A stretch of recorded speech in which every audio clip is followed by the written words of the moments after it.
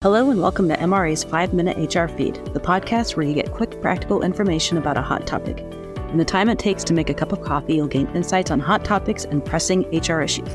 I'm your host, Rebecca Jacobs, and we are so glad you're here. Before we start, here's my usual disclaimer that the podcast is general information only and does not contain any legal advice. Now it's time to dive in. Today we're covering the important clauses you'll want in a remote work policy.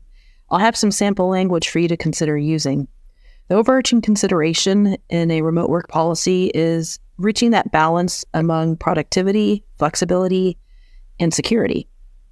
Now, how often have you heard managers questioning how hard a remote employee is working? Sometimes you hire someone into a remote role, and sometimes an existing role is allowed to transition to wholly or partly remote. In either situation, we need flexibility to change the arrangement in the event the employee is not being productive in that role. So, how do we know if they're not being productive? Well, that's a good question. The real question is, how are managers monitoring and deciding productivity for the role when it was in person, if it was ever in person before? Are we looking at hours spent at the workstation logged in? Are we looking at the number of meetings per day or per week? The number of transactions or interactions that they're having? The amount of the work product produced? And just think about, if this is a role that was designated as remote before it was even created or filled, what was the intent as to the measure of productivity? So if the expectation is that they're going to be logged in and doing productive work for 8 hours, then connect that to their performance goals and determine how that's going to be measured. Now, if there is frustration and concern that the person is not being productive and you have data in hand to support that, as opposed to a manager's hunch, then the company needs to have the opportunity to change the work arrangement to being in person. And that brings us to the first key element. You should say that the remote work arrangement in the policy, it should say that the arrangement can be discontinued at any time and for any reason. Otherwise, we may be looking at an expectation on the part of the employee that they can continue this arrangement no matter what. Now, we're going to temper this with the understanding that the company is not going to change the arrangement arbitrarily or capriciously, but only if there's good reason and with ample notice for the individual to make whatever arrangements they need to be able to start working in person. So here's a sample. The remote work arrangement may be discontinued by the company at any time and for any reason at the sole discretion of the company. The employee will be given as much notice as practicable, given the circumstances regarding the end of their remote work arrangement. In addition, the employee may be required on occasion to report to and/or work at the employer's physical workspace or other designated location. I'm going to include that paragraph, as well as the other ones I'm discussing here today, in the show notes. The next essential element is a nod to safety and ergonomics.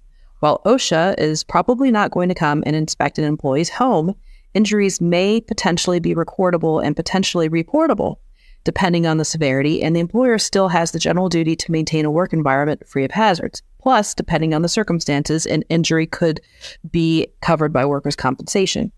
So think about the safety measures you'll bake into your policy to give you the right to determine if there are hazards. For example, have a checklist of best practices, such as no exposed wires in your work environment. Perhaps include a right to inspect with 24 hours notice, but think about really whether you want to send people to the employee's house to go look in their workroom. Also, maybe consider requiring that the employee every so often provide a real-time video of the work setup to detect ergonomic issues. Now balance that against the concern that that video or that FaceTime, whatever arrangement that is, might reveal some private information about the employee that they would not want to have exposed. So think about that as well and perhaps make it a very limited inspection. So here's a sample. Safety. The employee must have a dedicated workspace at their location for their equipment.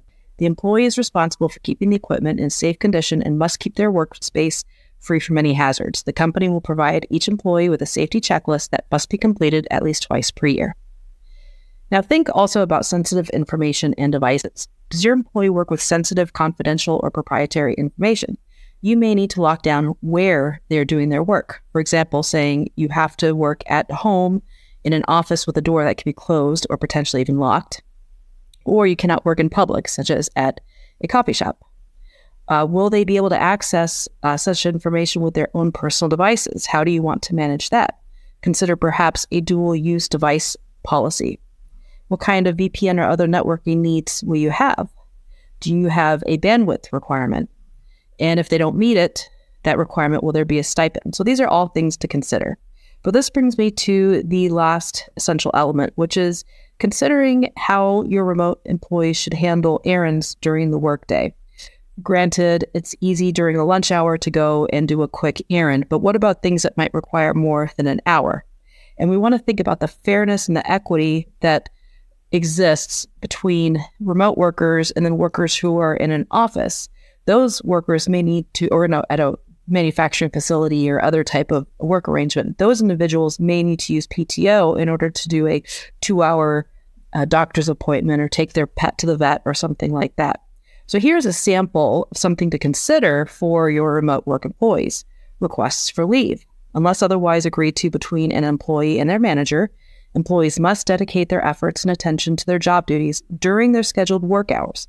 If an employee needs to attend to a non-work related matter, activity, or event during their regularly scheduled work hours, the employee must request time off in the same manner as if the employee was working from the company's facilities.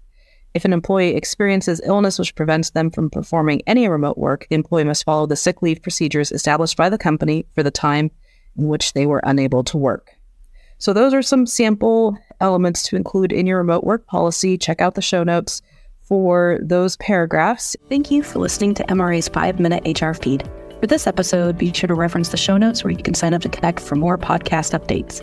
If you have questions, you can connect with MRA's hotline team by emailing infonow@mranet.org or calling 866-474-6854. Check out other MRA episodes on your favorite podcast platform, such as MRA's 30-Minute Thrive. And as always, make sure to follow so you don't miss out. Thanks for tuning in, and we'll have another hot HR topic in 2 weeks.